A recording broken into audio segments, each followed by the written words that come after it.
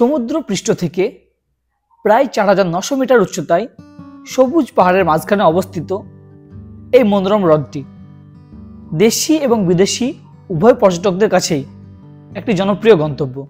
আপনি ঠিকই ধরেছেন, আমাদের পশ্চিমবঙ্গের মিরিকের শান্ত ও মনোরম পাহাড়ি এলাকার অবস্থিত মিরিক হ্রদ, যা সুমেন্দু হ্রদ নামে পরিচিত, যা কয়েক দশক ধরে ভারতীয় পর্যটকদের মুকুটে এক রত্ন হয়ে আছে।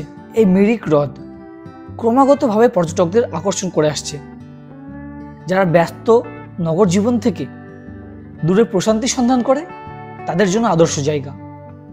এর শান্ত জলে নৌকা বিহার, হ্রদের চারিপাশে ঘোড়ায় চড়া এবং ইন্দ্রাণী পুল অর্থাৎ রেনবো ব্রিজ নামে পরিচিত ফুট ওভার ব্রিজ, তার উপরে হেঁটে বেড়ানো, এর মজাই আলাদা।